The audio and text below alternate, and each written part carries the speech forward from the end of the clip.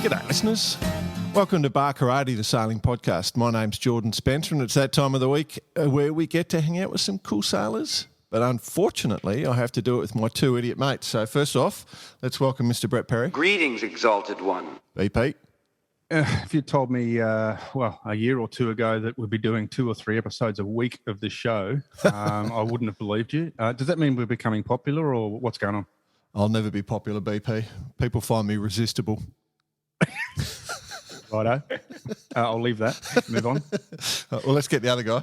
He had a voice that could make a wolverine purr. Mr. Nick Bice. I've heard that before, Jordan, Yeah. and not out of your mouth. Hey, boys, quick one. T-shirt sales Yeah. are going through the roof. Oh, They're cool. literally marching out the door. But we've come across a certain demographic. Yeah, we have. I've found.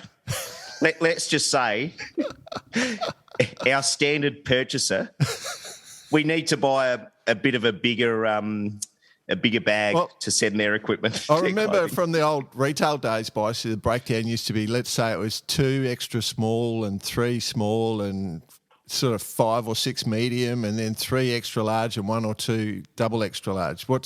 How would you describe it? Put it this way, we've got a shitload of small and mediums on the shelf. We might have to tweak the formula somewhat on the next limited edition.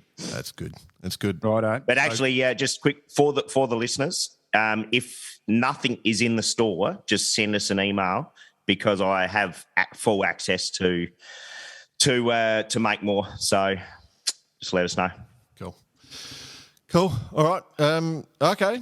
Let's get into it, boys. We've got a great guest this week, and I think we're all pretty keen on this guest. I may be the most excited one here out of this because this guy's name has certainly, as I was growing up and mucking around in the sport, he was sort of a few years older than me, and his name seemed to pop up non-stop all the time in the world of windsurfing. We all know we love windsurfing on this show, and we love that early era where it really kicked off when windsurfing, we all sort of got into it about the same time. And this guest today got into it just in front of us, but comes from a sailing family, so we can talk across all elements of sailing. Is a bronze medalist in the 84 Olympics, gold medalist in the 88 Olympics, and a coach. So just missed out in the 92 Olympics. I think a bit of broken equipment caused a problem there, and then coached for another 3 Olympics. So an absolute legend from New Zealand. So as soon as I say that, every single person in the world knows straight away that we're going to be talking to Bruce Kendall. Welcome to the show, mate. Thanks, guys. What a good... You can thank Jordan and his research team for gathering all the information. That was a very nice summary. Thank you. Yeah, perfect. On point. On point. Mate, I'll be honest, I'm particularly chuffed because, we've got a few overlapped. You're a few years older than me, not much older, but I think we overlapped when I was a little tiny teenager just getting started. I remember, I'm sure was it the Cannon Ocean Marathon or something out of Sydney up to Long Reef or something like that. Do you remember that event? Yes.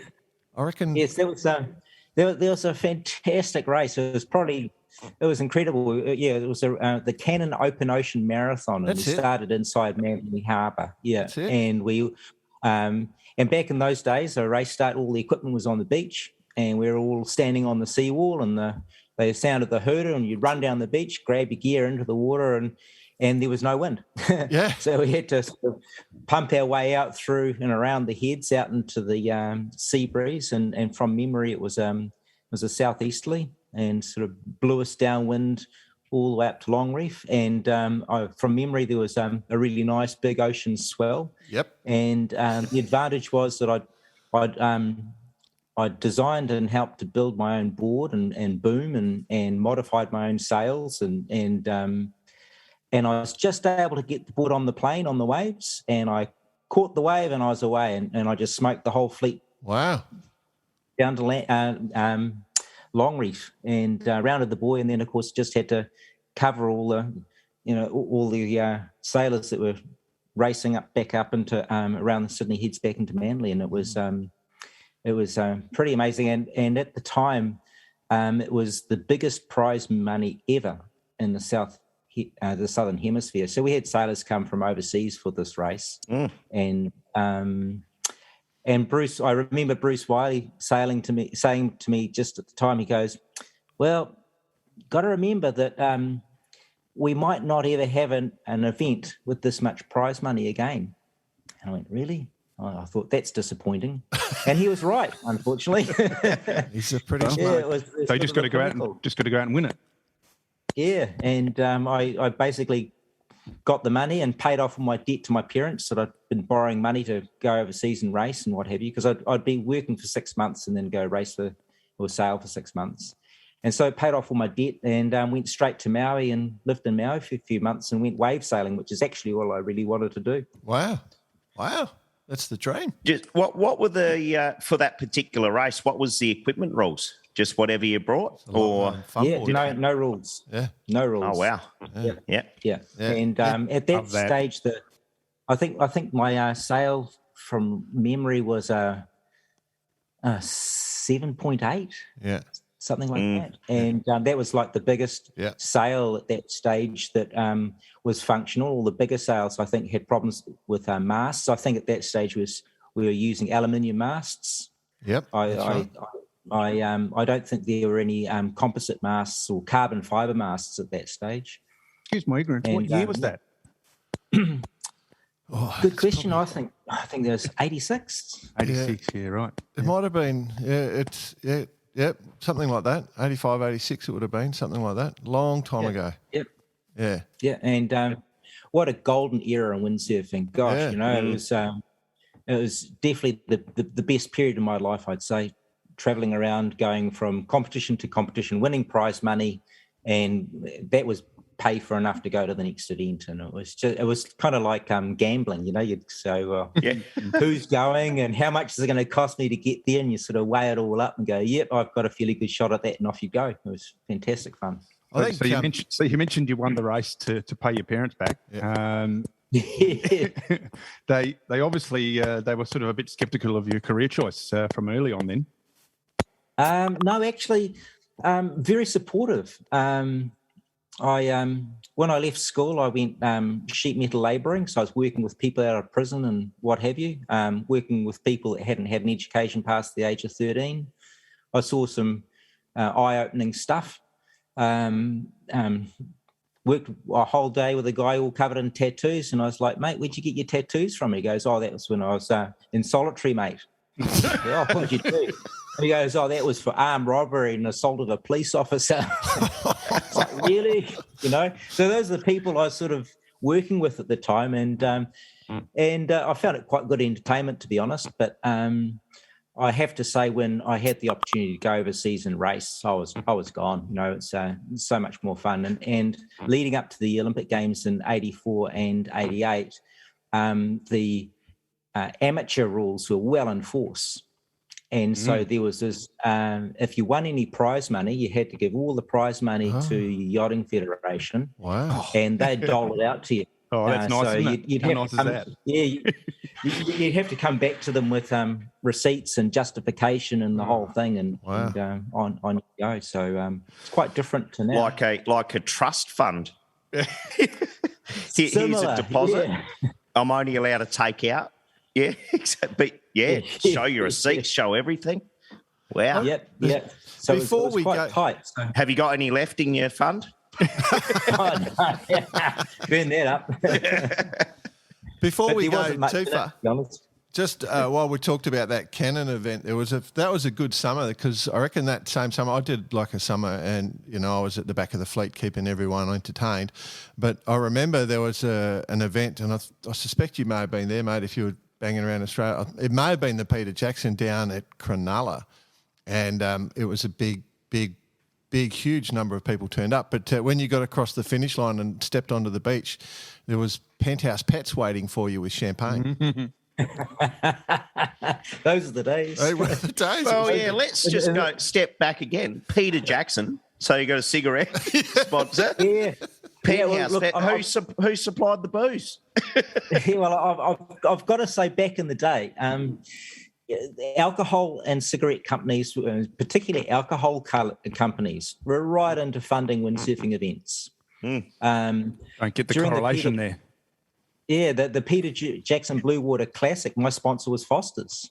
Wow. Yeah. And I had the great big blue F on my sail, and we had a series in New Zealand sponsored by Rhineck Beer. That went the series went really, really well. I'm not sure how well the sales of the beer went, but we had a lot of fun. And I remember in America we had the Myers Rum competitions, and so all the events are sponsored by Myers Rum and made for fantastic parties. So it was just a fantastic time to be in sport. It was so much fun. I'm going to stay in this era. I'm going to stay in this era. The Dead Kennedys. Tell us about the routine and how the Dead Kennedys played a part in that. Okay, good question, actually. Wow. I think our generation, we're a special generation in a sense, because I'd like to think of us as the music generation. It was in our time that we saw the advent of reggae and punk rock, disco, all kinds of music, and like you guys, I was right into music. So I've got a very eclectic taste in music, all kinds of stuff. And I've traveled the whole world collecting music. And leading up to the Olympic Games in '88, I thought really to do well, you've got to be tougher than all the other sailors. And so somehow I've got to find that extra little bit of something that's going to make me stronger and fitter and all the rest of it. And so I thought, well, with humans, if you're involved in a really serious bad event like a car accident, humans have been known to be able to lift a car off somebody, And I thought, well, how the heck can you do that? So I thought, well, what's the strongest emotion I can think of to make me really strong? And I thought, well, fear of death is probably the strongest one. And so how can I really get my body going in the morning? So I used to wake up in the morning to the Dead Kennedys. And I think that the song Holiday in Cambodia was my favorite song. And, wow. and I particularly like that song. There's an interesting background that that song was never allowed to play in America on the radio. Wow. And that album was so disturbing to the American government that they went in and shut down the Dead Kennedys and took all their material, and they weren't allowed to sell anything. So it was very, very underground.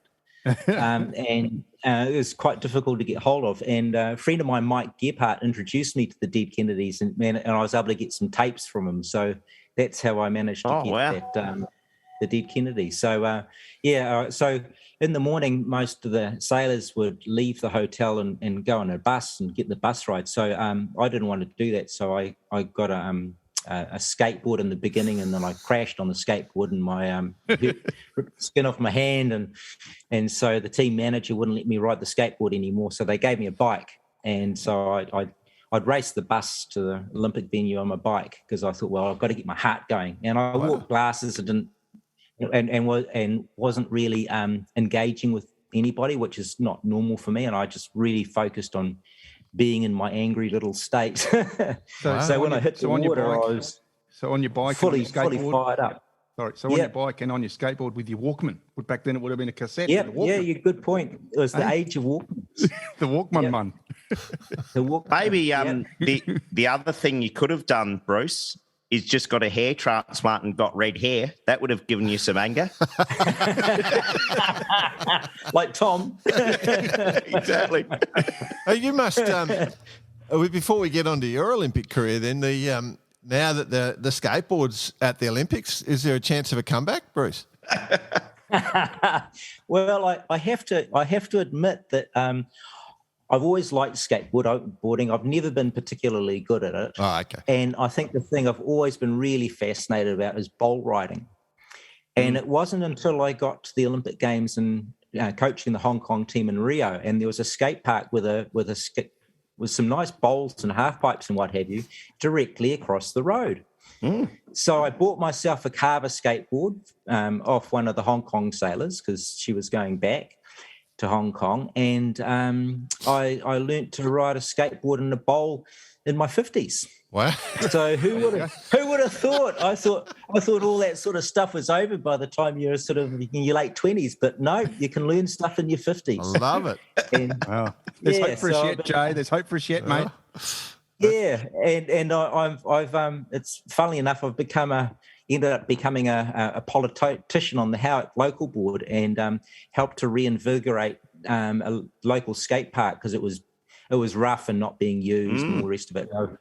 I've worked with some people to get it all nice and smooth, and now it's activated and filled with people, and I really want to get the whole skateboarding thing going and just use my carver because it's a lot more like surfing, and I guess the reality is that I just love surfing, catching waves, and so skateboarding's close to that, and I live a long way from surf. Okay. So where would you surf if you were like where you are? Like you're in Auckland, I have to go miles. I've got to go to the west coast normally, and that's about an hour drive. Is that like? Are you talking Muriwai or somewhere like that? Raglan's area. Oh no, secret spot, mate. Okay. Yeah, spot. Don't give that away. Look, I'm not very fit and strong at paddling and things, so I don't really compete very well with crowds, and so I like to go when there's no one else. Yeah. And I've got redhead blood, so if I get crowd, I just want to kill everyone around me. So yeah, you and I'll go the same spots, mate, where it's quiet. Exactly.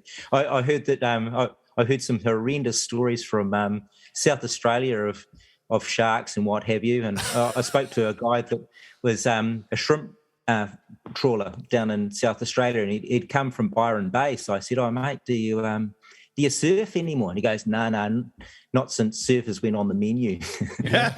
and he told me these horrendous stories, and I was like, "Oh, okay, I get it." And I'd heard about this break in Cactus.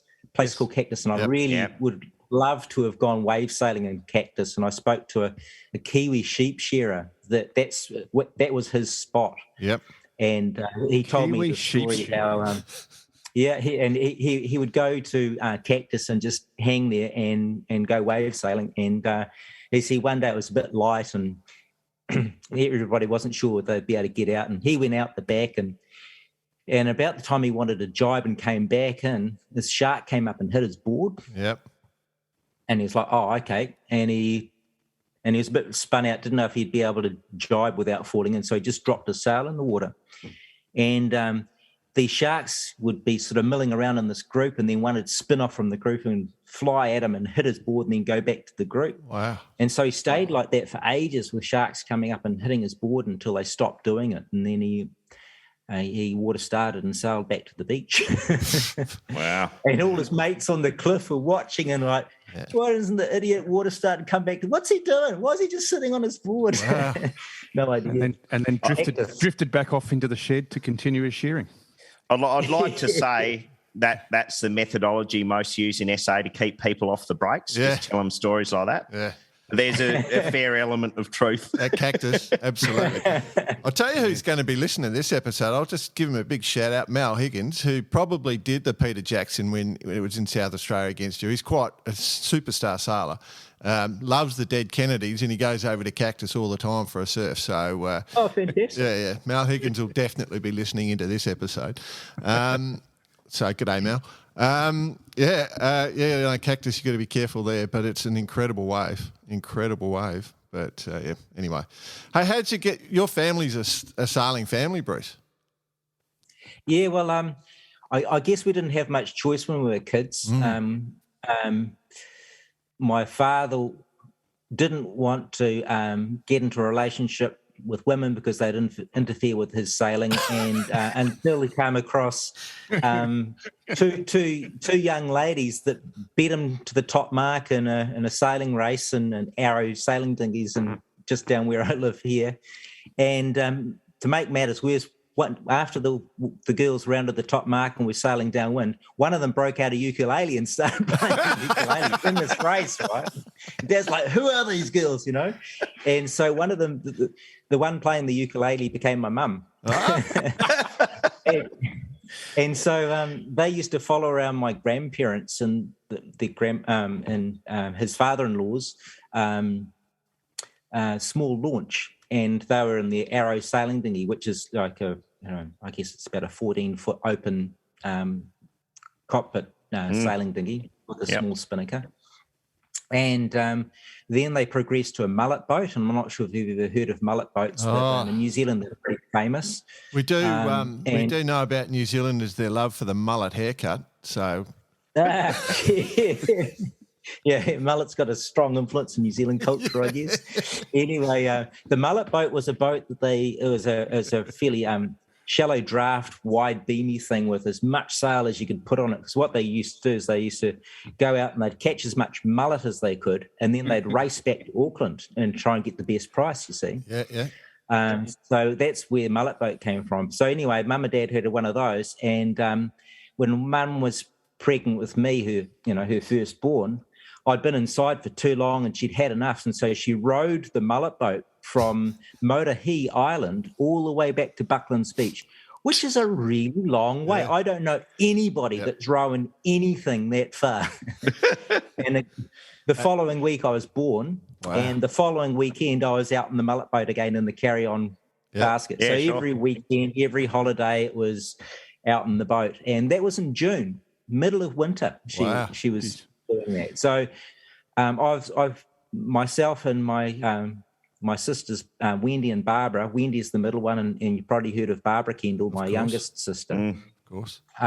We've been brought up on boats, and so obviously I learnt to sail in the family tender, and then moved into other little racing dinghies. And then when I saw windsurfing came along, I went, that's it.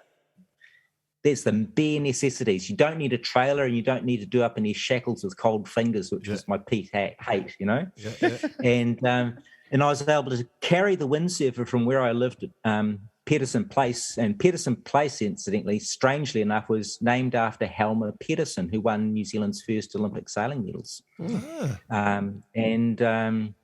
Anyway, I used to take the windsurfer from my place down Langs Road, which is a very steep hill, to Bucklands Beach on roller skates. So it's a very steep hill with a corner at the bottom. And of course, if you're going too fast around the corner, you couldn't make it around the corner. I'd sort of have to run out onto the beach with roller skates on, or flip around and try and go backwards onto the stoppers to stop. So, and fortunately, I had a mate that lived at Bucklands Beach with a shed that I could keep the equipment in, so I was able to go windsurfing. Wow. But I'd have to say again that my main fascination was being able to go and catch waves. That's my whole thing. And so all the boats going up and down the Tamaki River, my favourite thing was to go and catch the wave on a windsurfer. Crazy, isn't it? But certainly something there, the accessibility of windsurfing. It was just, I mean, when I started windsurfing, it was just such an easy thing to do. We'd leave our kit down at the yacht club, and within 5 minutes you're out in the water. Yes. As opposed to, like you say, rigging up the boat, worrying about a crew, all those sorts of things. Trailers and cars and all that just made it all too hard. And when I first came across windsurfing, I obviously didn't have one. And what I'd do is go down to Bucklands Beach, and of course it was booming then, and I'd wait around on the beach for somebody to come back into the beach that was a little bit tired. And I'd say, oh, can I have a go on your board? And so I'd have to go out for long. I'd wait for them to. Well, I wouldn't be out there too long because otherwise they get pissed off, and I wouldn't be able to have another go. And I think my mum eventually got embarrassed and bought the family a board. And of course I commandeered it, and I'd get very grumpy if I wasn't able to use it. So we had to get another board. And because we had this board, and I used to get badly seasick on our summer cruises, I'd get bored of being on the boat, and so I'd windsurf next to the boat when we were going places. So I ended up windsurfing from Auckland to Tauranga and back. And fair old hike. And over like a week or two, but still it's a long distance. And of course I'd whiz over to that island or that rock and then whiz back to the boat, and I had a few shark encounters, and sailing through big workups of birds and things. So it was a fantastic time. But I think that was probably one of the main factors for me getting good, is because I just end up spending so many hours, endless hours, day after day, long distances without a harness. Well, I actually made a harness at school because you couldn't buy one back then. So at the engineering workshop at school, I got some stainless steel plate and a stainless steel rod, and then I used just a normal mild steel arc welded it, weld the thing together. And then a mate of mine, his father was involved in a company that made car seat belts. So I got the webbing and made my first harness, which is an awful bloody thing. It was a chest crusher. You remember in the beginning, it was just the hook in the middle, and you couldn't be in the harness for too long because you'd run out of breath because your chest was so badly crushed. So that was my first harness. I went down to Tauranga and back with that thing. Wow. So I thought you were going to roll into your mate with the tattoos. Made one for you. So you've gone from that, like, obviously growing up with the family holidays, and how did that turn into competition sailing?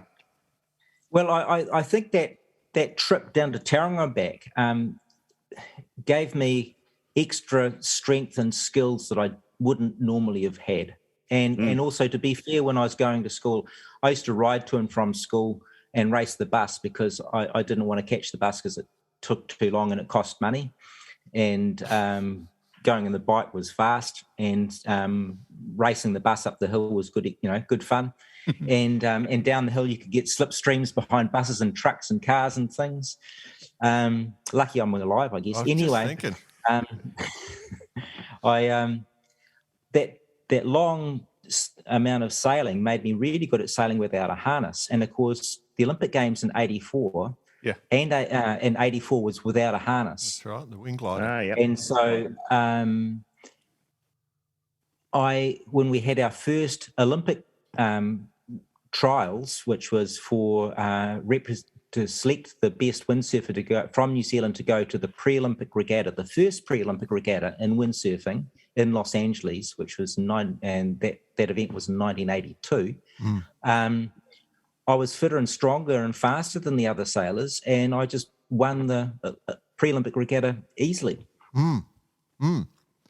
And so I went to Los Angeles, and that was the first time I went overseas windsurfing. And then after I went to Los Angeles, we thought, my parents were like, okay, well, look, this is a real thing. And they were very supportive of me going sailing. And my mother would encourage me to go training. And so that then led to me going to Australia for the first time in summer of 1982, and did the Australian windsurfer class national championships. And of course, at that stage, nobody knew whether it was going to be the wind glider board or the windsurfer board. And in 1982, they didn't know. And that was, so really the whole world only knew 2 years before the Olympic Games what board they were going to be using. Imagine that. Imagine the whole world wouldn't know if it was going to be the laser or the fin dinghy 2 years before the Olympic Games as to what class you're going to be starting. That's quite significant. Yeah. And so when I see sailors now complaining about, we don't know what we're going to be using and all that sort of stuff, I understand it's a problem if you're having to provide your own equipment, but at the Olympic Games in 84 and 88 and 92 and 93, the equipment was supplied. Because I didn't come from a wealthy family, I could only ever compete really in events that the equipment was supplied, because I knew that everybody was going to have exactly the same equipment. So it wasn't really until 1986, quite a lot later, that I'd been fully sponsored by the industry. I was sponsored at that time by Bombora. And so they were able to pay for the equipment, and I was sponsored by Neil Pride. They gave me the sails, and I made my booms. So I was able to compete on more of an equal playing field with everybody. So I only really ever used to focus on the Olympic Games. So that's why all the times in between, I didn't really bother too much about winning races because it was too hard because I couldn't afford the top gear. It was pretty cool, though. So I really, so when it came to the Olympic Games, I was like, okay, now to be serious. Yeah. And I really zeroed in on it, you know. Dead Kennedys and being serious all linked together. Yeah, well, and watching morning cartoons. Yeah. What was your favourite cartoon? Roadrunner. Oh, perfect. Yeah. That cheesed me up. Oh, So dear. 1984, let's get to that. Is that okay, guys? To go to 1984, you were disqualified. Yeah. Can you run us through that? Because with all your training and all your focus, you obviously Oh, that's right. You were too. You lost one of the races. I've done my research, Jay. I've done my research. Yeah, you did. You did your research. I'm a bit taken aback. Well, the interesting thing leading up to 84, as I said before, I didn't have enough money to do what a normal campaign would be, which would be to go and travel around the world and race with everybody. So basically, all I did is and I paid for my ticket. I paid for my air ticket to go to the Olympic Games, and I flew straight to Los Angeles. And I stayed at Bill Kingsley's house, which Yachting New Zealand had organised. So all the sailors could just go and use that as their home base in Long Beach. And so I could basically stay in this house and just go sailing every day. And so I'd sail every day. And so I was there for a month by myself, training by myself, which is really hard emotionally to do. And different teams would come through and they'd spend a couple of weeks and then they'd go back and do all these races overseas. And I just stayed in Long Beach. I couldn't do anything else. I couldn't afford to. And eventually I got another New Zealand training partner to be there. And all these teams had just come over and smashed me. And incidentally, I didn't have my own equipment. I borrowed a board from the Long Beach Windsurf Centre. And I didn't realise at the time it was a shit board. It was full of water. But that's all I had. I didn't complain. I thought, well, this is what we were going to get, so that's cool. So I went and did my training. And I was just getting smashed the whole time, you know, all these teams coming over and smashing me. And I was like, and my trainer partner was like, hang in there, you know, you're only a little bit slower. Hang in there, hang in there. So I was like, oh, shit, okay. And then right before the Olympic Games, the teams arrived and all the sailors were given a training board. And this Canadian guy came out and he smashed me. And was like, hang on, I know I'm better than that guy because at the World Championships that we had in Bermuda in 1983, I got 6th overall. And that qualified New Zealand to go to the Olympic Games because we had to prove that somebody was medal capable, which means that you'd have to finish in the top 10 in the World Championships. And the rules have always been like that. And it's interesting that since then, when New Zealand sailors haven't finished inside of the top 10, they're not given the nod to go to the Olympic Games. And they get pissed off and they go, that's not fair. And I'm like, well, it's always been like that. Yeah, it's the same for Australia. Yeah. And so anyway, here I am getting smashed by this Canadian guy. And I thought, it must be the equipment. And it's the first time in my life I really went, right, I'm going to blame the equipment. And I went and got the training board the next day, and I went out and I was smashing everybody. I was just, I could go higher and faster and longer, and I was just like, woohoo, here we go, you know. Maybe the heavy, slow old board was giving you a better technique, and then all of a sudden you've gone out and you're well, it made me stronger. Suddenly, it was lighter, right? Because no harness and everything, and you're muscling around this pig of a board, and then suddenly you got a fast one. It's like, wow, this is great. And because I'd spent so much time there, I had a really good understanding of how that course worked. And, the wind always slowly goes right during the day, and our course is in between the two oil islands, and I knew exactly what was happening with the wind, where the wind shadows were, where the lifts and the knocks were. So it was easy. So I couldn't start to save my life, and so I always started on port. Because if I started on starboard, they just roll me, and I'd be deep in the fleet. And at least if I started on port, I could bust out into clear wind early. And it paid to go right anyway. And so that worked out really well for me. And so anyway, on this particular race, I'd come from, a little bit further back, and it was the Frenchman and I duking it out for first and second from memory. And we were a long way in front of the next sailor, which happened to be Svein Rasmussen, that owned Starboard. Oh, yeah. And incidentally, leading up to the Olympic Games in '82, I became friends with Svein, but he didn't speak any English. And so I've been friends with Svein Rasmussen for a long time. And so I'm so proud of what Svein's achieved. And as a sidetrack, when I went to the World Sailing Conference, we had a whole day on the environment and sustainability and pollution and all that sort of stuff. And out of all the presentations, he was the only one that was actually doing something real to fix things with his environmental program. Every board he produces, he offsets. Yeah, and he went and engaged a company to go and tell him what to do, because he got so upset about what the industry has done to the environment. So I'm so proud of what Svein's achieved. And that became more important to him than, the design of the equipment and all the rest of it at that moment. So anyway, getting back to this race, the French sailor, what's his name?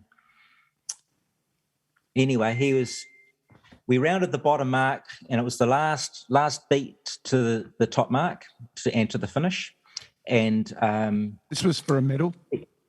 No, this is I can't remember what race it was. It was one. Probably, it was just one of we had 7 races, 1 discard. Yep. And on this particular race, I think it was like the 3rd race or so, 4th race. And he rounded just in front of me first. We're first and second. So he was first around the bottom mark, and I was on his hip. And we're to make it really clear, we're going into a right-hander. So we're going into a header, and I'm on his hip at the bottom mark.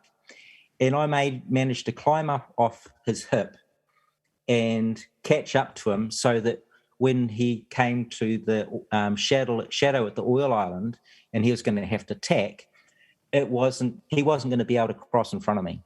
Mm-hmm. And I had him. And so he was nodding at me before he tacked.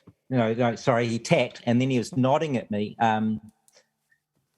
because, like, he was going to let me in front of him. Oh, yeah. Oh, yeah. That old chestnut. And I thought, and I went, nah, I don't trust you, So I tacked to leeward and in front of him, and about probably 1.5 meters, maybe 2 meters below him. Mm-hmm. But he knew that we're going to be going into another header there, and he knew that if I had been in that position, I'd be able to squeeze him out and beat him to the finish. So he was absolutely determined to get to leeward of me on the new tack on starboard, right? Yes. So, but he lost control of his board as he tried to go through and underneath me, and he sailed across the back of my board, hit my boom, and knocked me in the water. And he fell in the water as well, but he was able to get going because his sail wasn't to windward. And so he beat me in that race, and I think I came second in that race, or second or third. Anyway, at the finish, we both protested, and I actually, when he went up to the finish line to lodge his protest, they didn't know what he was saying, and I said, "Oh, look, he's protesting me, and I'm protesting him." So I helped him. No. If I hadn't have said anything, it would have been just me protesting him. But anyway, and then it got into the protest room, and of course, the onus of proof is on the person that tacked to prove they tacked in clear water. And the only witness we had was Svein Rasmussen, who was too far away. He just saw 2 rigs fall in the water. Okay. He didn't actually know the details. He wouldn't have been in the right position to be able to see what happened anyway. So I got disqualified, and I was so upset about that, because he said I just tacked directly in front of him, and there was nowhere to go. So, he lied, But his English wasn't good, and we were all young, and he would have been told what to say by, the coaches or whatever. So You know, So it is what it is. did that? And he got disqualified in a later race for pumping. He was the only disqualification in the Olympic Games for pumping at that stage. Jeez. I'm assuming you and he aren't friends anymore. Gildas Gillero. No, he was an okay guy, but he just didn't speak French, and the French tended to hang out together. I mean, people say, oh, back then the sailors weren't as good as they are now. And I'm going, well, I'm not so sure about that in some ways, because in the end, the amount of resource being pumped into the French sailors at that time was enormous. They had 6 sailors over and 2 coach boats. Wow. For that one sailor, you know, and if another sailor from another country tried to do a lineup with the French sailors, the French coach boat would come over and just push you off the course. So you know, buddy out there, cigarette into your sail. Yeah, piss off. and I mean, in those days in Europe, you could win a car in a race. So how hard would you try, and how much resource would you put into trying to win a race if you could win a car? You know, so the incentive was pretty high to be good back then. So I think, you know, the level back then was pretty good too. Yeah. The French, shit, another Renault. Can't we win Italian cars? Citroen. The good thing is, of course, you got your gold, and when you in '88, and you came, that made you the first multiple person in New Zealand had won a medal back in multiple Olympics, I think, from memory. But that was on the Lechner, which was a Div 2 board. So they went to the light wind. They went to a light wind board, and I'm pretty sure that Olympics was super windy. Yeah, you're right. From my understanding, it's still the windiest Olympic Games in history. Oh, wow. Wow. Yeah. I remember on one day we had 6 knots of current going upwind against 20 knots. Wow. So I good remember fun on a Div 2 board. It's going down. I know. Well, I remember at one stage, we're all trying to get around the bottom mark, and all of us is like crash. We're all in the piss, and we were looking at each other. And the bottom mark was just there, and we couldn't get to it because every time you fell in the water, you go back upwind. Wow. And so we knew it was just a race to get around the bottom mark. Wow. And that race was just carnage. Everybody broke everything. It was a very windy race. Yeah. But wow. Yeah. When it was interesting. But did it mean did the bronze mean much when you won that? And then was there a noticeable difference in New Zealand once you won the gold, or was it just winning a medal? Interesting question. Financially, I profited more from my bronze medal because of the sponsorship I got from the industry than I got from my gold medal. Was it just timing? My bronze medal, you know, all the windsurfing industry, because it was booming at that stage, wanted to pick me up and look after me, and I had a great time. I had income, and it was fantastic. By the time '88 came around, the windsurfing industry had started to go into a bit of a decline. And also, I'm not sure if you remember that the '87 world stock market crash was a really big one. And in fact, the New Zealand economy was one of the worst affected economies in the world from that stock market crash. Yep. So when I won my gold medal, it was interesting that Mark Todd, an equestrian rider, and Paul McDonald and Ian Ferguson, they also won gold medals. And they won gold medals at the Olympic Games in '84. So they were double gold medals. Right. And so if there was any sponsorship going up, they'd prefer to go to those guys than to me. Okay. So I didn't really profit from that gold medal very much. I got well done, you went to the Olympic Games and you got a gold medal. Fantastic. Are you going to go again? Yeah. And that's about all I got, you know. But having said that, the gold medal has really helped me a lot in the latter years. Like, you know, even to this day, it's helped me. And I remember Chris Timms, who won the gold medal in '84 in the Tornado Catamaran. He and Rex Sellers won the silver medal in the Tornado in Korea. So they were also double Olympic yachting medalists, and they've got a gold and a silver. But because I won the gold medal before the last race, that's right. Essentially, I didn't have to sail the last race. Essentially, that meant that I was, the first double gold medalist for sailing. Yeah. And good those technicalities. That gave me some profile. And as a consequence, I ended up being the flag bearer for the closing ceremony at the Olympic Games in Korea. So that was quite something. Hey, that we talked about just before you got that DSQ in '84, and you're starting. Were you a bit gun shy of the start in '88? Like, were you just hanging off the line a little bit? Yes. Yeah. You've done your research. Yeah, look, after because in 84 and 88, there was no alternative penalty to getting disqualified for a rule infringement. Yeah, you couldn't do turns. So if you hit a mark, there was no rerounding the mark. If you hit another sail, you couldn't do a 360 or a 720 or whatever, whatever it's been over the years. It was basically disqualified if there was contact or close to contact. So the game was very different back then. It was a little bit more like chess. You were actually out to eliminate each other. And because being from New Zealand and pretty small fleets most of the time, and by comparison, the standard in New Zealand wasn't as deep or as good as overseas. And my starting was shit. I couldn't start to save my life,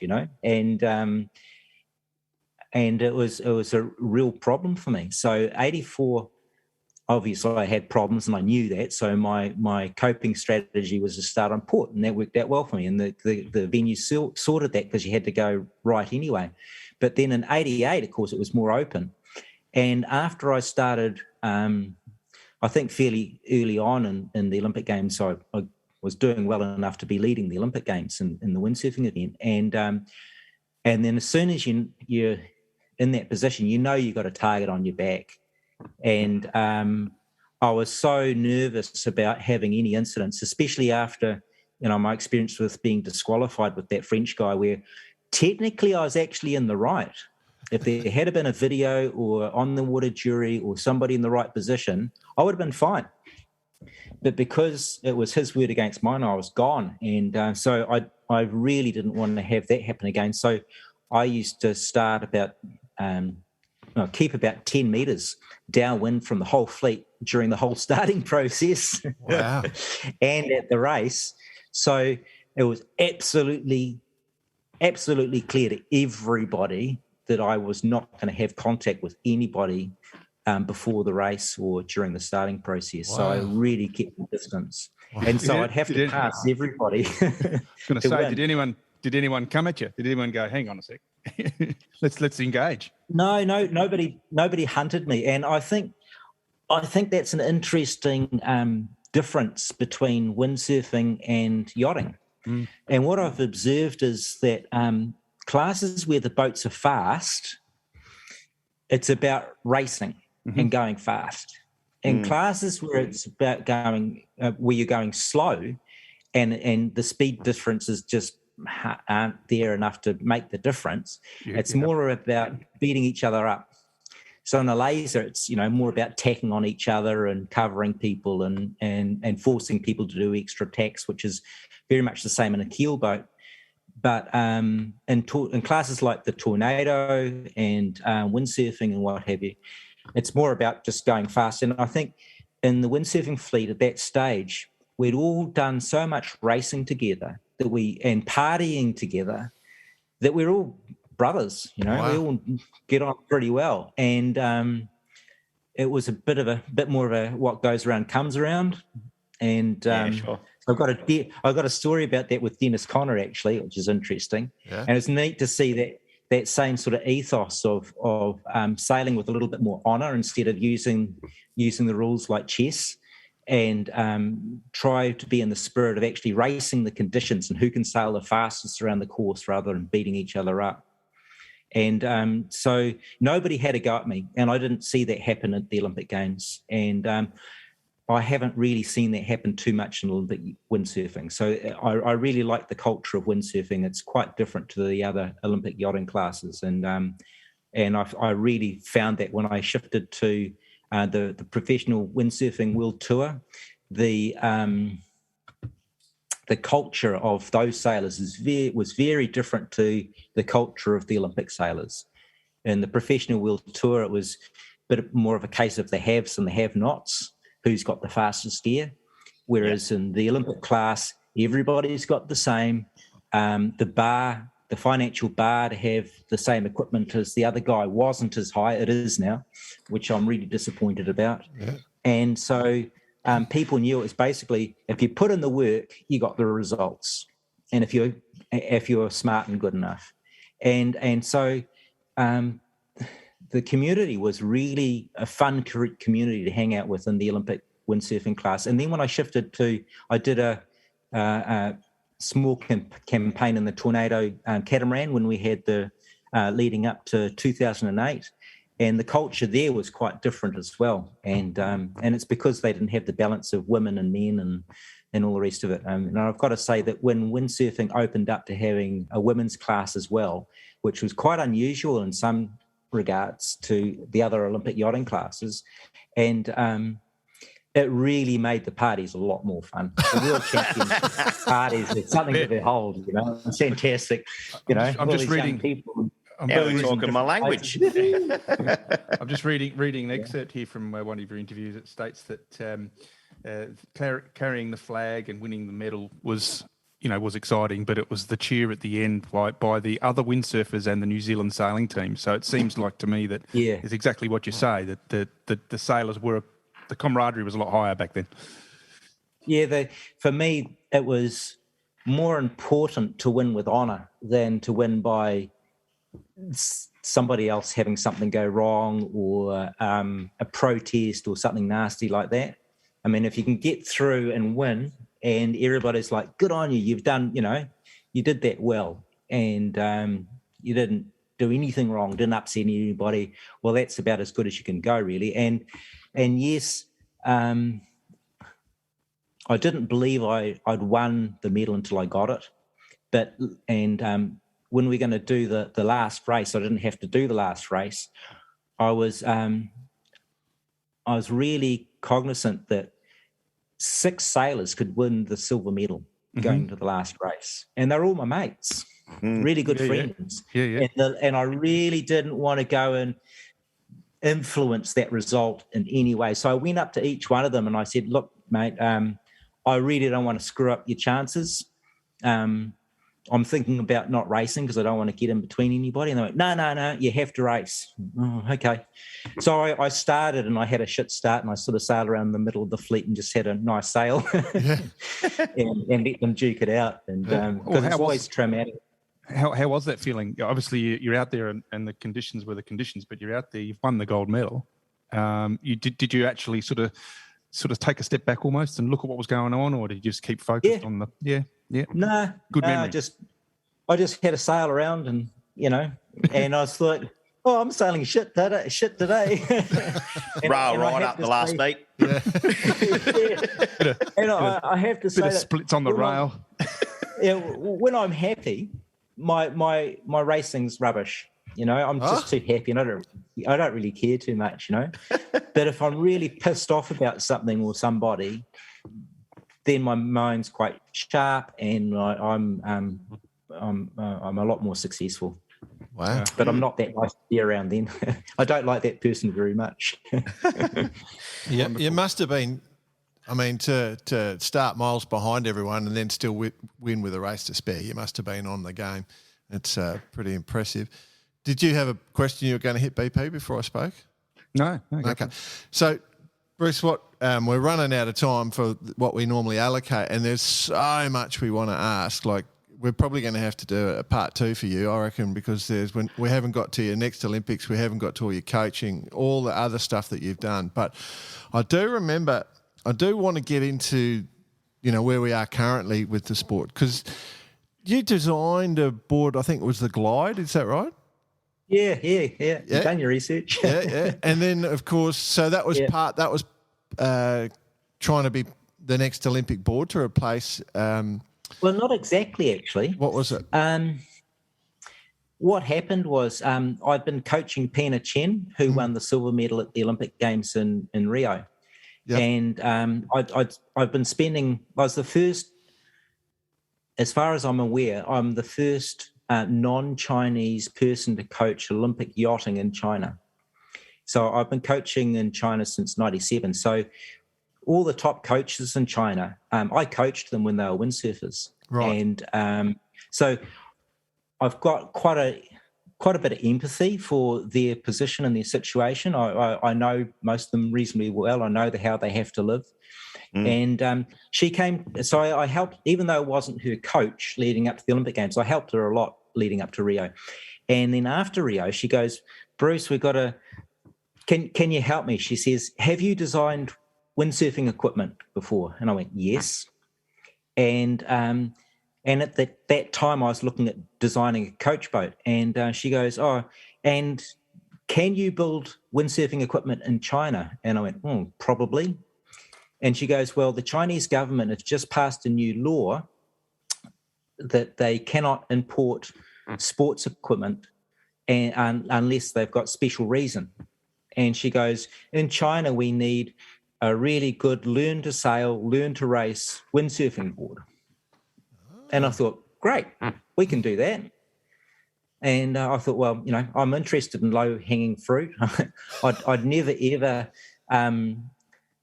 thought it was a good idea to get involved in the windsurfing industry. I've seen how fickle it is and how much people are in it for love, not money. And so, making good economic decisions aren't always at the people's front of mind. And having said that, I've seen Spain and Robbie and Rafael Sales, another friend of mine, do very well out of windsurfing. Yep. Anyway, so I designed this board for Pina. And in fact, in the beginning, we were going to call it the Pina board. Right. So it would be branded after her. And so we did all the graphics and the design and everything, thinking it was going to be called the Pina board. And then she got advice from the Chinese Sailing Federation that it wasn't a good idea. And we thought about it a bit more, and then we went, yeah, okay, well, we'll call it something different. So we had to go through a lengthy process to decide what we we're going to call it. So we called it the Glide. And that was really before foiling was doing anything significant. Yeah. And so it's funny how, history has played out, but certainly foiling is the big thing now in sailing sports, and it's awesome. I get it, but my focus was really to provide equipment that could be the ultimate one design Olympic equipment, and good for youth, and good for stand-up paddling, and a really good all-around board. And it was the first time for many, many years that I've had the chance to design a board. I mean, I designed a lot of boards in the 80s, and I was winning with them, and I really enjoyed that process. And so it was the first time I had to design a board again. I thought, yeah, great, now I can get all the knowledge that I've been collecting over all these years and pile the whole lot into one bit of kit. And it's a good board. And the problem is it's not foiling. Oh, I was just going to say. And I never wanted it to foil, because when I saw foiling come along, I thought, well, this is going to be another evolution of the sport, which it has been. And I've seen all these evolutions in the sport happen before, like with kite surfing and stand-up paddle boards and that sort of thing. And it evolves really fast. And the people that invest in trying to sell, make molds and sell the first lot of equipment, always a lot of them struggle because it's moving so fast, and you have to be nimble and keep on pumping out new ideas and products. And it was just part of the reason that Svein has done so well, because he's pumped out lots and lots of designs, and Cobra have allowed him to do that. But with my position over the years has been, I don't I don't, as a competitor that doesn't come from a strong, wealthy background, I like the idea of one board, doesn't change. Everyone's going to have the same, and it's affordable, and you can fly around the world. It's all going to be the same. You can fly with it on airplanes, so it has to be under 3 meters to fly on an airplane. Range of rigs that are all one design for kids and adults, and the whole thing. And a mast track. I mean, I love the Windsurfer One design, but it doesn't have a mast track. Yep. You know, and for many, many years, it had the worst retractable daggerboard system that you can imagine. It was better. It was much better before the retractable daggerboard, in my opinion. Yes, it was really hard to be able to lift the daggerboard out and put it over your arm, and yes, you get a bruised hip on your which was the hip? On your left hip, you get a bruised hip from the daggerboard whacking your hip the whole time. But on the reaches, that you could get this technique where you could free case and get the centerboard case out of the water, so there would be no drag. So it was actually faster on the reaches and downwind than the retractable daggerboard one. And I'm really glad that Bruce Wiley has worked so well with Ricardo Giordano and a lot of people that love windsurfers, the old Windsurfer One design, and they produce this really neat board. I've seen it sail. I haven't sailed one yet, but it doesn't have an adjustable mast track, and it doesn't have the ability to be able to sail like most of the boards do, where you stand in the back of the board in foot straps and send it. And I like being able to do that and catch waves and, you know, smoke downhill and have a camber-induced sail.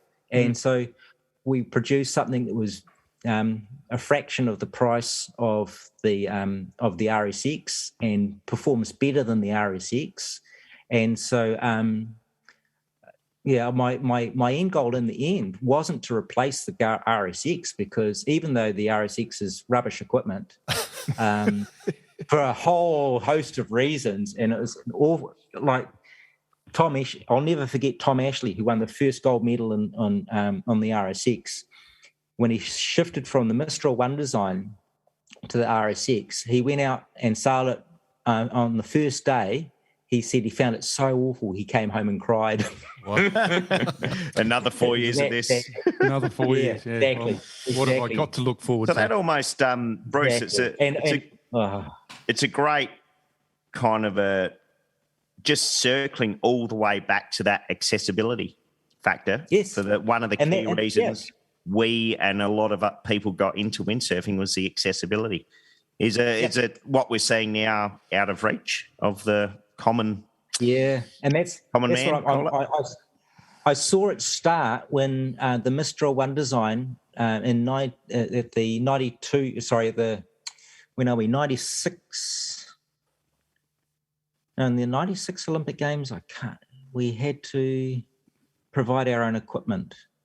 2000 Olympic Games, the equipment we had to provide our own equipment too. So, I think the last Olympic Games where the equipment was fully supplied was in Barcelona in 92. 92, yeah. Yeah. Yeah, and in the Mistral World Championships in 1993 and 1994, you had to provide your own equipment, and so that made it still affordable. And then Mistral went, you know what, we can't afford to do this anymore. We can't sell all the secondhand equipment. You've got to bring your own. Yeah. And that was the turning point for affordability to be able to do an Olympic campaign. Mm-hmm. Because suddenly, if you've got to provide your own equipment, you're going to burn through a lot of equipment trying to find those small differences. And you've got to show up to the Olympic Games with brand new equipment to be competitive. And it's got to be the best brand new equipment. And so suddenly the arms race began. Yeah. And the Mistral One design was a fraction of the price of the RSX. And and by the time we got through to 2000, I think that I helped Mistral with the upgrade of the equipment. So it became, I was employed by Mistral to do this. So it was more one design, more durable, without affecting the performance or the price. And we achieved that. So by Sydney, I think it was the most one design Olympic yachting equipment in the whole Olympic Games.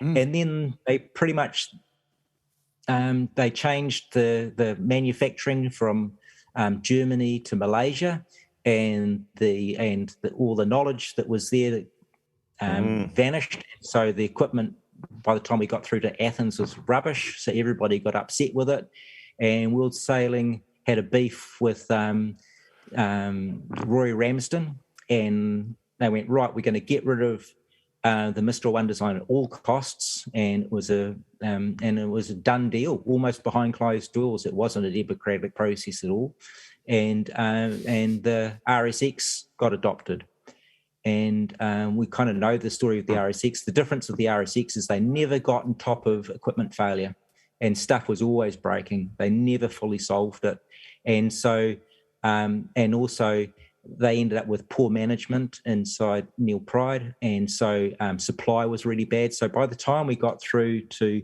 Rio, everybody had enough, and everybody just wanted to get rid of Neil Pride at all costs. And so we've managed to stumble and crawl through the Olympic Games in Tokyo with all the issues, and for sure. Everybody was over having to pump around this heavy equipment and heavy rigs and all the rest of it, because it was just a back-breaking bit of kit, and it was awful. And they've ended up, finding foiling, which is a hell of a lot more fun, but it's almost double the price. Pretty unobtainable. Yeah. For one set of, say, for instance, an RSX. Say I'm just going to throw some numbers out. Say if the RS6 was 5,000 Australian dollars, and that was for the complete kit. Yeah. You're still going to have to go through probably 10 sails a year, bearing in mind that the Dutch team would only use a sail for 40 hours and then they'd discard it. 40 hours. Yeah. And we know, the classes with Genicas, they quite often only use a Genica for one regatta, and a laser sail that only uses a laser sail for one regatta. How's that sustainable?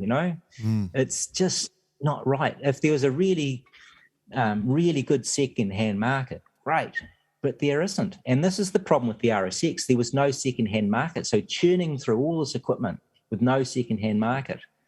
Now we've got boards going even faster. More refined.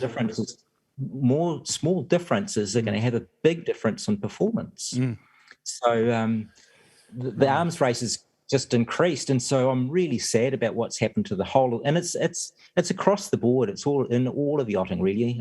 It's just sad. So people that came from my means would, even though you might be the best, would never be able to compete, and I think that's a crying shame. So, I've been helping the people from China and Bali and Indonesia and all sorts of places, and they've just got no money. I mean, here we are, thinking about the Olympic Games and all the rest of it, and I go to these countries to coach, and I was coaching the Indian Army yachting node, and I looked at these guys and they're making centerboards and stuff out of plywood because their one's broken, and it just doesn't work properly. And they'd patched their sails together with bits of laser sail, and they were just happy to go in the water, and the chasm between these guys that are really keen, and they might be actually pretty good, but they'll never get there because they'll never be able to get over that funding hurdle.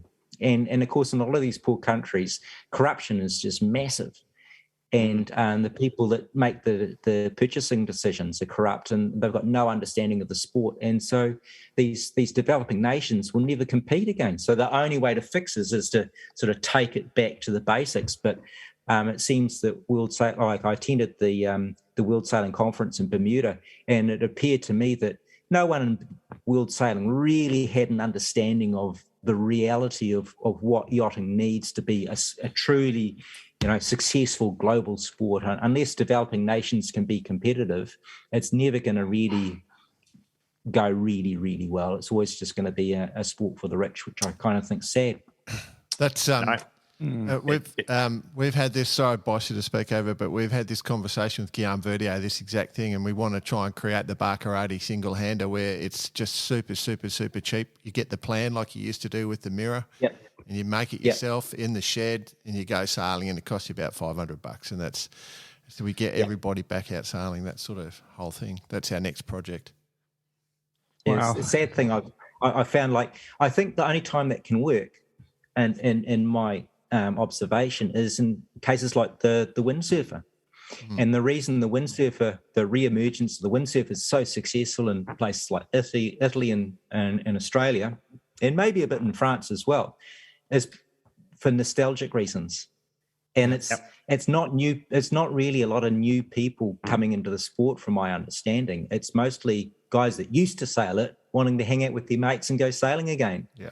And man, I want to too. I really want to come across to Australia and race with all my mates in Australia. I've been talking to Stewie Gilbert and Scotty O'Connor and Dolly DeVolver and Paul Ovchenko, and I know Mark Paul's sailing, and so is Sarah Kennedy and all these people. I want to go sailing with those guys, and just on simple one design, affordable equipment again. I mean, and that's where the roots of the sport were.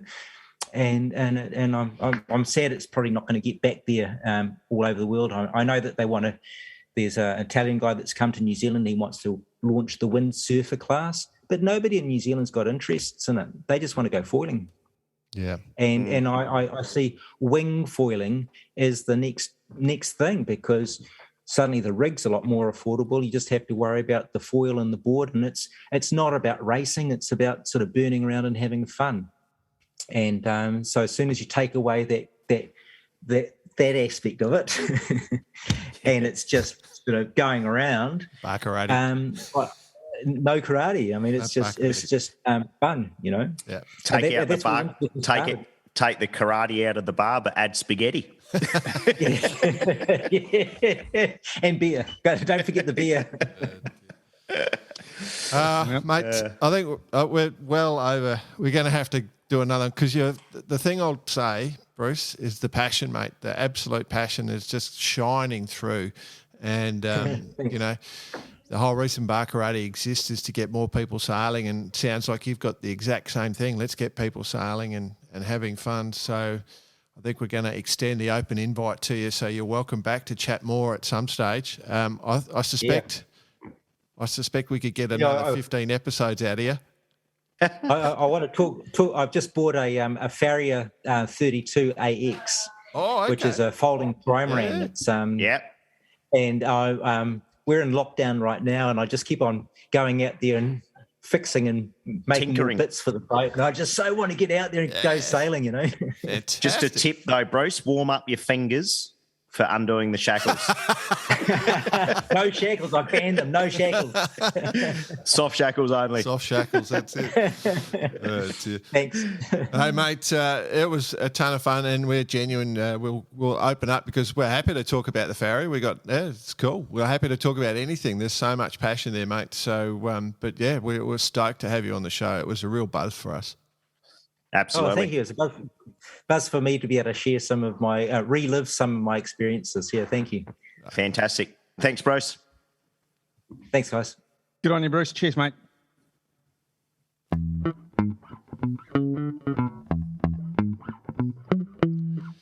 It's always fun, boys, when we get to sort of relive our youth with these windsurfing episodes, And Bruce Kendall, obviously, geez, he could talk. He's a great communicator. I love listening to him. That was good fun. Oh, so much. So revisiting these windsurfing episodes, I've decided I've gone out and I'm buying one this week. I'm back. You're back. VP. You wait to see these stories. Stand by. Yeah, love it. Mate, and we didn't even touch on so much, like into the detail. No. Like, it was a broad overview. Oh, man, he's definitely coming back. No doubt about that. He's not short of a story. Or the willingness to tell them. Just on that point, we've always sort of joked, like we have some great conversations after we turn the recorder off, have some amazing conversations. And this episode no different, and we never turn it off. But he started telling a story, the Dennis Conner story, and I switched on the record for it. So at the end, after we've done the outro music, if you want to hear it, just stay listening because it's a good story, it's a good laugh, and normally I don't record anything, but this one I could sense it was going to be good, so I just hit record. So we've got it. Bravo, Bruce. Bravo. Bruce. Thanks. And I'd say we'll be having him back. Yep. So I've got to say, boys, we went from one New Zealand legend, and we recorded that earlier in the week. Unfortunately, since we had so much fun, we've lost a friend, very, very, very close to home, this one. Probably leave it to you, Bicey, to do the discussion, and then we'll respond to that, mate. Yeah. So, late in the week, we lost one of the absolute legends and one of the biggest gentlemen in our sport, not only for Australia and New Zealand, but the world of yachting, and that's Mr. Jack Lloyd, former race director of the Volvo Ocean Race, and he's involved in the last of the Whitbreads as a jury. I think you could safely say also anyone who's come through the ranks in New Zealand would have known Jack and would have known what he's done for yachting and what he's done for those particular people. And just to share a few personal experiences, like we work closely with Jack on many projects. One was obviously the Volvo Ocean Race. Two, he joined our team in the boatyard as basically our chief compliance officer, and during that time when we're doing all the refits on the boats, he held up what we called the Anzac Embassy in Portugal, and that's where everyone lived. And Uncle Jack, as Liz would quite nicely call him, kind of looked after everyone and everything, including our good selves. And to tell the truth, I started trying to write some stuff down before, but I couldn't do it. Having spent a lot of personal time also with Jack and Joss and the whole family, it's just such a loss, and it's hit me for six, to tell you the truth, boys. Yeah, we had a company with him as well. He was a director of the World Yacht Rally, which Bryce and I both are, and we had a meeting scheduled with him in a week. So we would talk regularly because COVID killed the World Yacht Rally, but we still met like once a month via Zoom and just had a great laugh, like that was one of the highlights of lockdown, is just that conversation with Jack. And I know Joss will be devastated, as will the kids. It was an unexpected death, put it that way. It wasn't COVID related, but it was unexpected, and it's caught us all out because it was very, very close to home.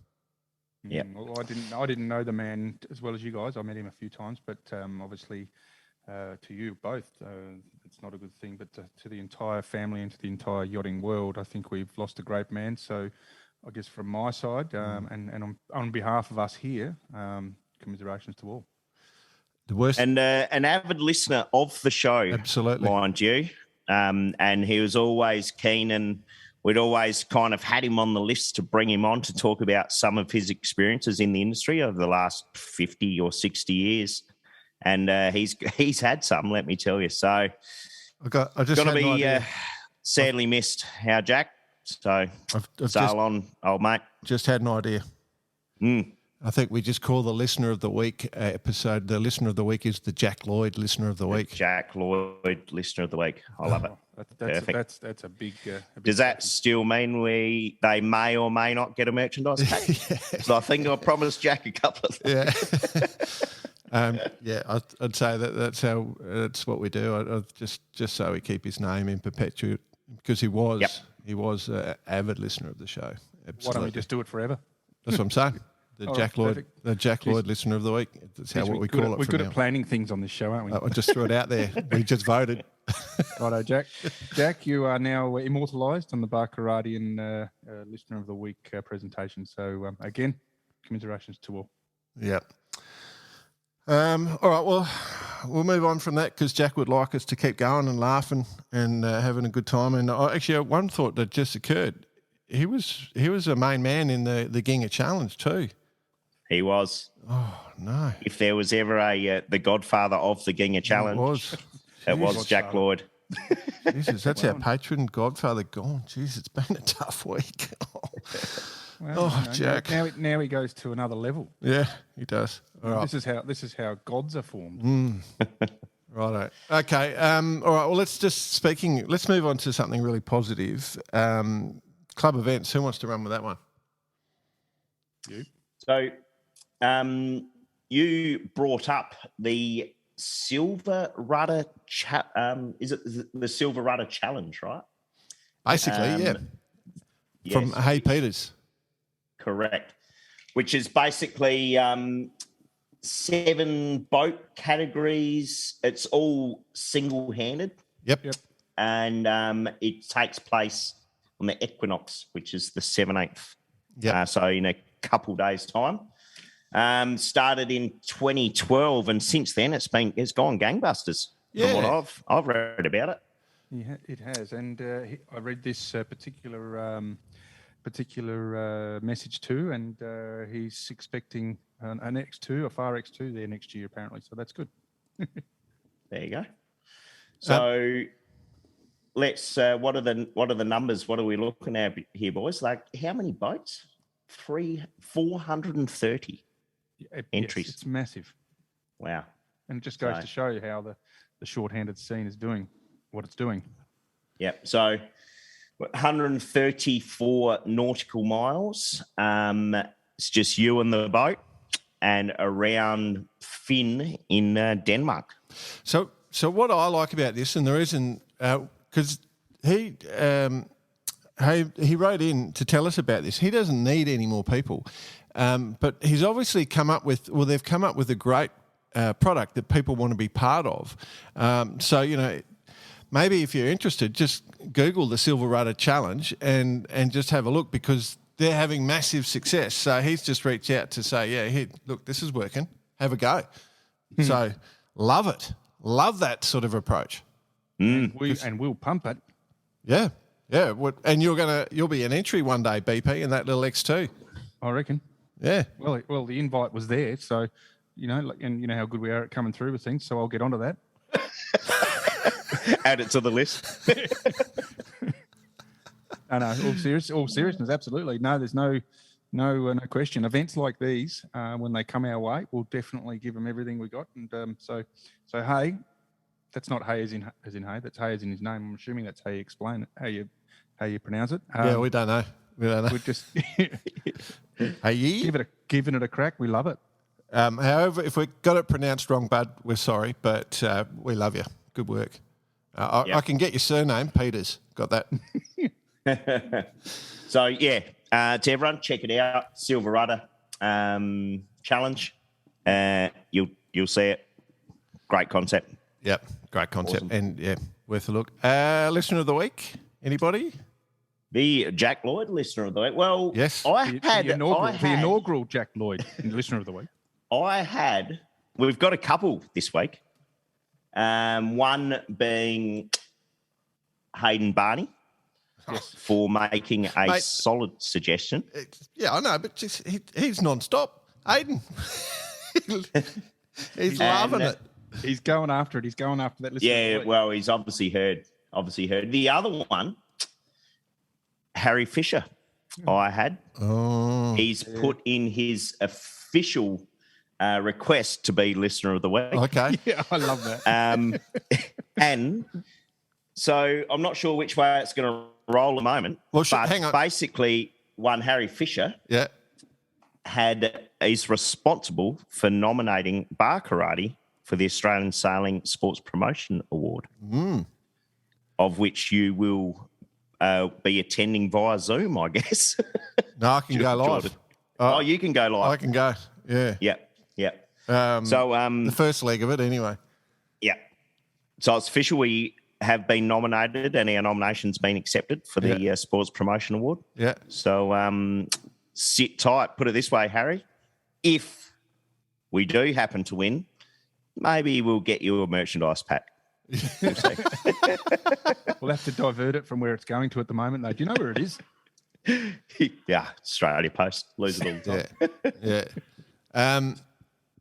So for Hayden Barney's nomination, he put in this whole discussion about the options of learning to foil out there. Maybe start the process of getting it out in the community while also learning himself. He's saying there's not much opportunity. So he wants to pitch the idea that the clubs get a foiling sailboat. Geez, I can see that lasting about 2 weeks. Maybe some wasps, easy, cheap, durable, and then a few private sessions, and actually start embracing that and try and get that going. So it's a good thought. I don't know how it would proceed.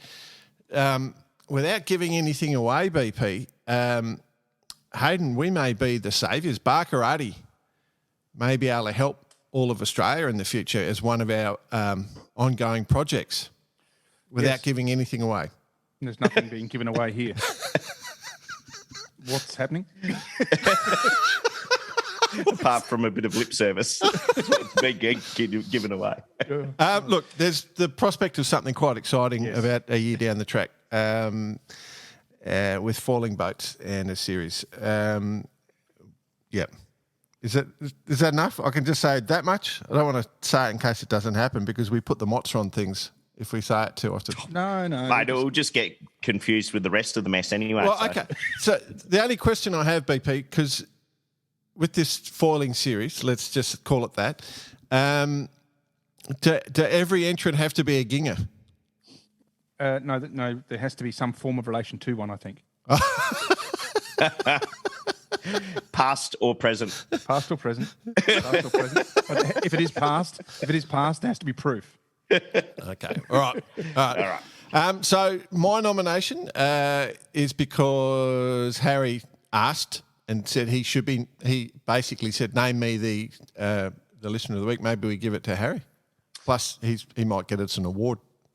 Yeah, Harry will take it out this week. Yeah. So stand by, Harry. Hey, actually, that's quite appropriate. The inaugural Jack Lloyd listener of the week to probably the number 4 person in the Barkarati family. Yeah, you're right. But I would like to pass on to Hayden to keep up the effort because we are having an absolute crack with some of the stuff that's coming in. Keep up the effort. It was close, I can tell you. The pressure was really on us in making that decision. But I can tell you, you've got a mention, and you don't often get a mention on this show without a reason. So well done, Hayden Barney. He's got plenty of mentions in the last few weeks. I guess that their whole family listened pretty hard. I know that for a fact. There was a little bit of news out in the America's Cup world with the yacht squadron, New Zealand yacht squadron, and the yacht squadron in the UK, just talking about the protocol with the addition of the AC40. Did you guys see that? Certainly did. Yeah. Was it all a bit of noise? Is it something real? The introduction of the AC40 certainly point out a few different groups, including youth and females, and trying to get them in the sport. I hope it's not just lip service and it's actually real. But it could be pretty cool. But they're going to be cool boats, expensive boats though, I'm sure. That's it. But it's all about accessibility, all sorts of things. And is that the America's Cup? Are they responsible to make it accessible? Hang on. That's the questions I had. Hang on. So let me throw something at you. I think it's a great idea, right? So the Youth America's Cup, the women on it, it's a one design foiling 40-footer that looks exactly like the America's Cup boats that are currently there, right? Going to be in the next 2 because those 2 are the Challenger of Record. So whoever wins will do it in the next one. That's in the agreement. So there's going to be 2 editions. Our friends, very close friends at Persico, were they provided a lot of the one design elements in the last America's Cup. Persico have just announced their Fly 40 foiling boat, a one design fleet. That's exactly like the America's Cup. Is it the same boat? It'd be madness not to be the same. It's not the same boat. No. Just BP's head's nearly shaken off. He's shaking his head no so hard. So I wonder what the discussions have been. Maybe it is time to reach out. And I mean, Luca didn't let too much on, but reached out to one Mark Somerville or something. Oh, do they go on, BP? You get.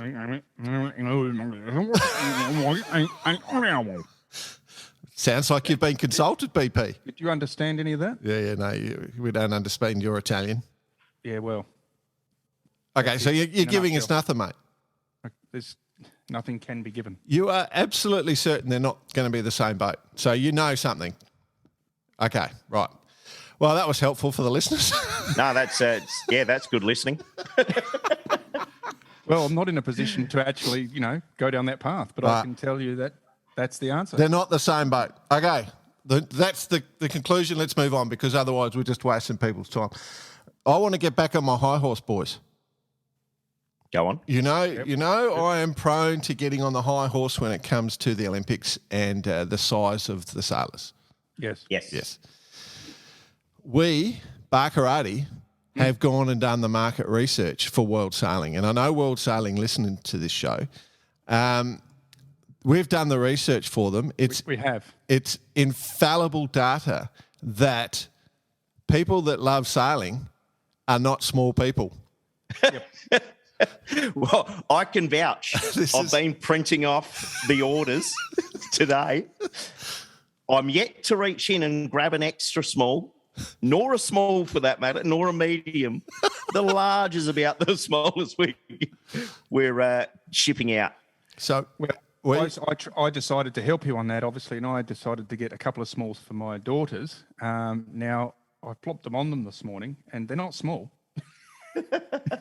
I'll grow into them, BP.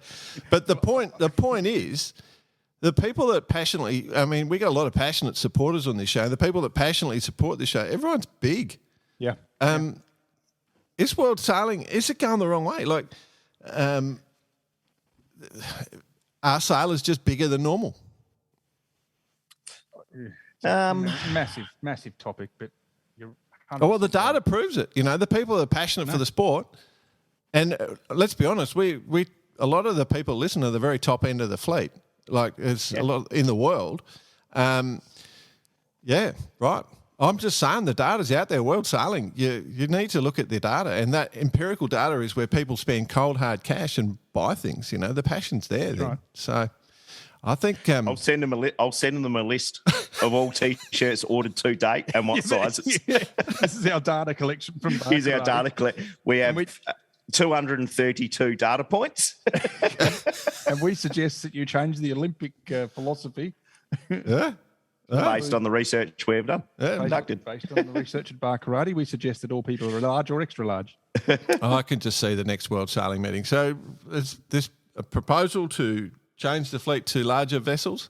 What's the supporting data? Well, Bar Karate is selling a lot of big T-shirts. I love it.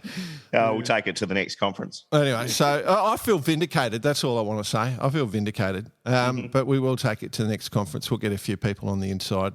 Sarah Kenny, I'll pick up the phone to you during the week and make sure you're aware of this data. Right. I think she's Vice President World Sailing now. Right. World champs. Bunch of world champs that we have to... Yes. First off... massive congratulations to Slingers. What a scorecard. Like, look at the quality of that field and just no worries. Do it easy. I think we touched on it last week. It's even good for the media because they can use Harry Fisher's footage from last year. That's right. It's just nothing changed. So don't have to put any money into media. Yeah. Just use the same footage. Outstanding result from Goobs as well. Yes. Yep. My outstanding result? Yep, no. Outridge. Sailing in a stock standard off-the-shelf Mach 2 or 2.6, whatever they call it. 2.6, yeah. Of which is a fraction of the cost of all the other moths out there. Yeah. A fraction. So shows one thing, doesn't it? I know that was the reasoning behind that he wanted to do that in a stock standard off-the-shelf boat, of which he's done in a very credible third. Yeah. Well, Amazing. Third? very credible third. Did you get third? Yep. Yeah, Or equal with Fourth. Phil, right? Phil Rob. I think Phil Robertson got fourth. Didn't Kyle sneak in there? Anyway, just pull the results up. I haven't looked. Yeah. Kyle was 7th. 7th. Okay. Anyway, that's a good point. It's a great point, but it's great for Slinger. So we have to compliment him on that. So, but of course, that Moth Worlds had a lot of the sailors that are on Sail GP. Sail GP is on right now in Saint-Tropez in France, and for some reason, I think we upset them this week because normally they put the racing on Friday, Saturday, so we can do the discussion about the thing. They try and put their series around our publishing date. And I know they work pretty hard to make sure, but this time around they haven't done it. We've only had one day because we're recording as they're about to start day 2. So we can't. Boys, quick correction. I just updated my results for the Moths, and it wasn't third. Nath was 8th. Yeah, no. My mistake. Yeah, Yeah, no. sorry. No, I didn't think Still, in that fleet, if you, as Lucas said a couple of weeks ago, if you're in the top 20, you're working. Yeah.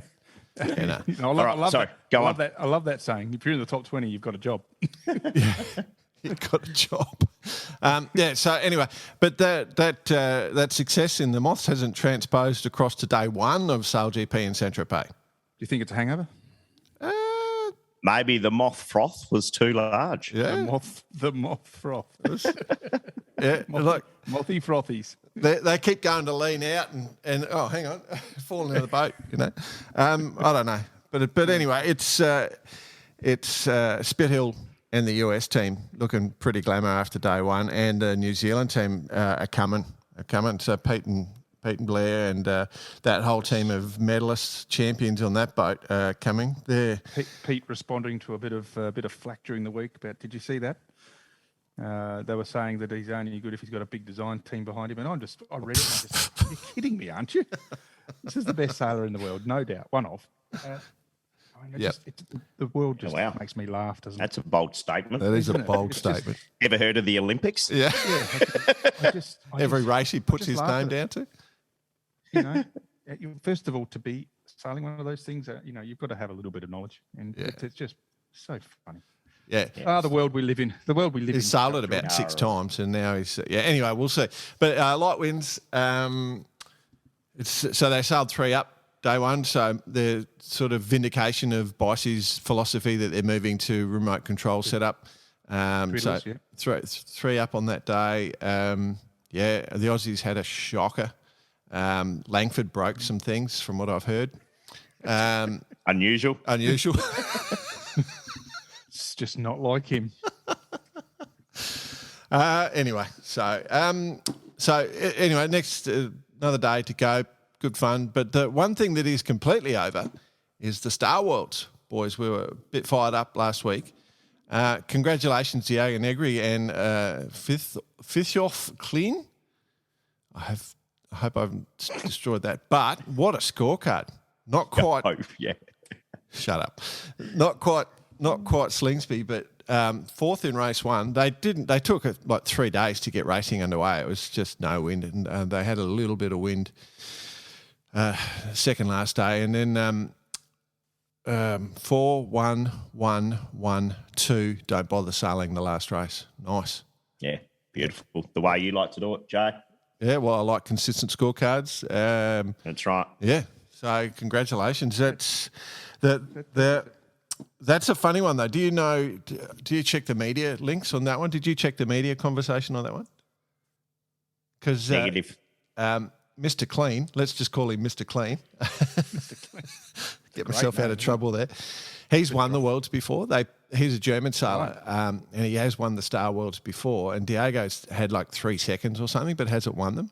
And he was saying that every time they're having a tactical disagreement on the boat, he'd point up to the silver star on the sail and say, "I've got a gold one of those. You need to listen to me." So now they've both got a gold one. Eh? Bravo Bravo indeed. I love it. So, yeah, that was a good one. So that Stars is it's still going strong. That was sailed at Kielavoca. And then on to the Maxi World Champs. Yeah, well, the Maxi World Champs, it seems there's a bit of a pandemic in the wind world as well. Everything we talk about, there's been a lack of wind. And that includes the Maxi Worlds. And pretty light airs, late starts. There was some good racing. Cannonball, I guess you'd say, which was the winner of the Mini Maxi class. Probably the highlight of it all. But a fantastic place to go sailing, having a good time. The odd Kiwi and Aussie are over there based on travel restrictions, but not many at all, to tell you the honest truth. Yeah. But, yeah, not a bad place to go. Yeah, Porto-Cervo. As for any other key results, nothing outstanding apart from a lot of really big boats sticking to the water. Really big boats. It is a very cool place. Have you been there, Bicey? Yeah, a couple of times. I think we've had our experience there, Jordan. Yeah, I was just going to say my recommendation: if you're ever going to Porto-Cervo, don't buy a steak at a restaurant. Correct. Yeah, you're probably going to eat horse or donkey. Is all I'll say. Yeah, but it's nice horse or donkey. Yeah, go just get a pizza. It's easier. But yeah, no, it's a beautiful, beautiful place. And great time. And actually, we got a story from that restaurant. Remember that time we went to that pizza place and that influencer walked in there, boss? The influencer, yes. That was a good story. Still etched in my memory.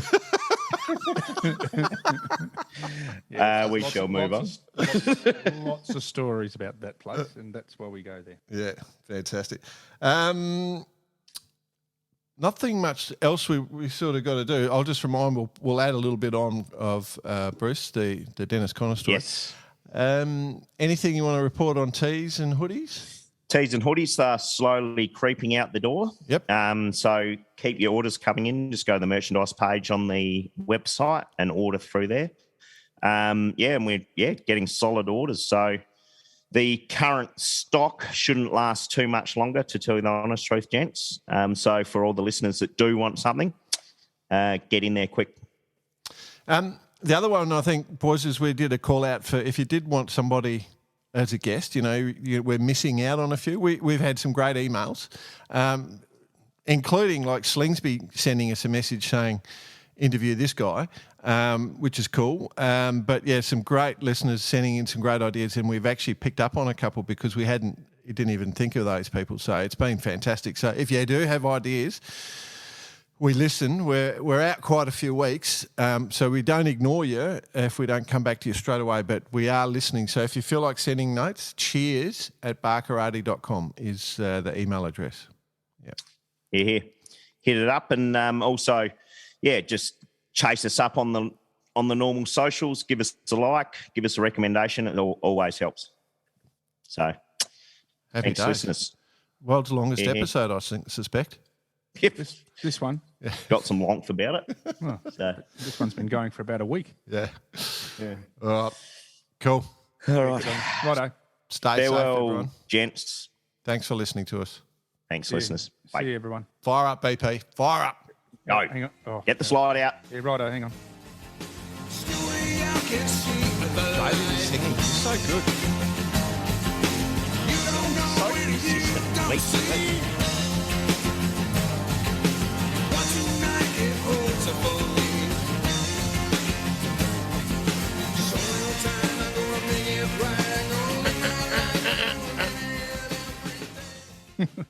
Guy, rich New Zealand guy in the Etchells, and he wasn't a very good helmsman, right? And so we're in this race, and we're doing okay, and we're in front of Dennis Connor, right? And we're coming across on starboard, and we're a long way in front of him. And I said, okay, we got Dennis there, but we want to protect the left, so we'll let him cross behind our stern, and then we'll tack on to port, and just parallel him out to the right-hand side, take him to the ley line, and we'll have him at the top mark. And so John took that to mean tack on Dennis's face. Which is exactly what we didn't want to do, I wanted to cart him right out to the right-hand side. Anyway, so as we tack on his face, of course, Dennis has to tack.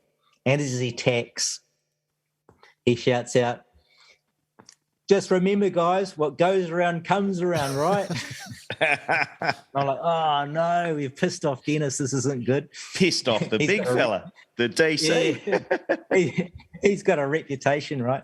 So anyway, Joey Allen was in with Dennis on Dennis's boat, and I'm not sure if you know Joey Allen, but yep, sure. And I've known him for years. Joe's a classic, and so Dennis said, "Who is that? Who are those guys?" And Joey said, "Oh, Bruce Kendall's on that boat." And he goes, "Well, tell Kendall if he fucks with the old bull, he'll get the horn." That sounds like. And I'm like, oh no, okay, I'm in trouble now, So we're going through to the end of the regatta, and towards the end of the regatta, I've been noticing, and this is right after one of the America's Cup, so the whole fleet's filled with these really good sailors, and so the fleet's super strong, and I've been noticing that the wind had been oscillating as the sea breeze interfered with the land breeze and clouds and stuff, and I had it sorted out. And so as I saw these clouds forming over the mainland, I knew it was going to go right. Anyway, but at the start line, it was left-hand face. It was a real strong left-hand face. So everybody started at the port end, but I started at the starboard end because I knew it was going to go hard right. So I started at the starboard end on port, classic, just like Los Angeles in a sense. And we boosted out to the right-hand side. And the only other team that came with us was the Japanese. We were so far in front of the whole fleet at the top mark, it was ridiculous. And so I saw all the fleet fighting with Dennis just behind us the whole way around the course. And as we're coming into the finish, downwind finish, I just so wanted to stand up on the back of the boat, pull down my pants and go, "Toro, Toro."